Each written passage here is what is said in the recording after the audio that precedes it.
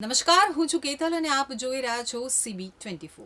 ભારત પાકિસ્તાન વચ્ચે તણાવ ચાલી રહ્યો છે, તે વચ્ચે તુર્કીએ પાકિસ્તાનને સમર્થન આપતા હવે ભારતમાં તુર્કીના બહિષ્કારનો ટ્રેન્ડ ચાલી રહ્યો છે।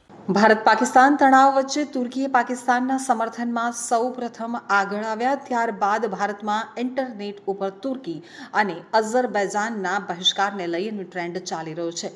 લોકો કહી રહ્યા છે કે તેમણે આ બે દેશોમાં મુસાફરી કરવાનું ટાળવું જોઈએ। હવે આ ઝુંબેશની અસર સ્પષ્ટપણે દેખાય છે। મીડિયા રિપોર્ટ્સ અનુસાર ભારતની સૌથી મોટી online travel company make my ટ્રીપે જણાવ્યું હતું કે છેલ્લા એક અઠવાડિયામાં તુર્કી અને અઝરબૈજાન માટે બુકિંગમાં 60% ઘટાડો થયો છે અને રદ થવાની સંખ્યામાં 250%નો જંગી વધારો થયો છે।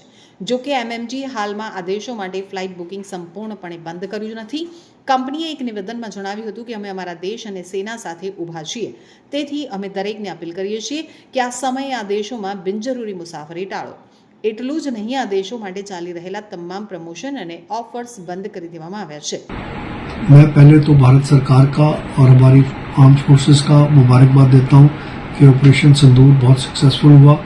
इसमें दो कंट्रीज ने जो पाकिस्तान को सपोर्ट करा है, जिसमें अजरबैजान और टर्की हैं, इनके अगेंस्ट हमारी पूरी इंडस्ट्री ने बाइकॉट अपील करी है, जिसमें travel agents association, tour operators association और सारी एसोसिएशंस हैं। मैं उनका सपोर्ट करता हूं और हमें उम्मीद है कि जितने भी ट्रैवलर्स हैं वो यहाँ नहीं जाएंगे। 5,000 करोड़ और 6,000 करोड़ के करीब हमारा जो फॉरेन एक्सचेंज हम खर्चते हैं इन देशों पे, ये हमारा बचेगा। हम अच्छी जगह और कोई देश जो फ्रेंडली देश है वहाँ पर हम अपना पैसा लगाएं। और हमें हमारी कंपनी में भी एक कोई 32 लोगों का ग्रुप था लॉयर्स का, उन्होंने भी अपना कैंसिल करके उन्होंने अपना बनाया है प्रोग्राम यहाँ का कजाकिस्तान का। तो हमें उम्मीद है कि 50 to 60% लोग अपने ट्रिप्स अजरबैजान और टर्की की कैंसिल करेंगे। Thank you sir. कितना लोग जाते हैं इन दोनों देशों में भारत से घूमने के लिए? टर्की 3,33,000 लोग जाते हैं साल में अप्रोक्सीमेटली, और अजरबैजान 2,25,000 लोग जाते हैं हर साल। મીડિયા રિપોર્ટ્સ અનુસાર મેક માય ટ્રીપ હેઠળ તુર્કી માટે 22% બુકિંગ રદ કરવામાં આવ્યો છે। એટલું જ નહીં, અઝરબૈજાન માટે 30%થી વધુ બુકિંગ રદ કરવામાં આવ્યા છે। આ આંકડા 9 મેના રોજ જારી કરાયેલી એડવાઇઝરી પછી પ્રકાશમાં આવ્યા છે, જેમાં કંપનીએ સ્પષ્ટપણે કહ્યું છે કે જો જરૂરી ન હોય તો તમારે આ દેશોમાં મુસાફરી કરવાનું ટાળવું જોઈએ। કંપનીએ હાલના બુકિંગ રદ કર્યા નથી। देखिए, स्वदेशी जागरण मंच ने आज ही एक प्रेस रिलीज जारी करके भारत सरकार से ये मांग की है कि तुर्की पर विभिन्न प्रकार के आर्थिक प्रतिबंध लगाए जाएं।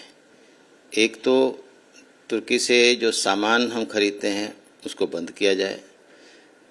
कई प्रकार के हैं, संगमरमर है, कुछ अन्य प्रकार की मशीनरी इत्यादि के उत्पाद हैं जो हम वहाँ से आयात करते हैं, उसको बंद किया जाए। और विभिन्न प्रकार के आर्थिक प्रतिबंध लगाते हुए और अपने भारतीयों को ये एडवाइजरी जारी करें कि तुर्की में जाना ठीक नहीं है।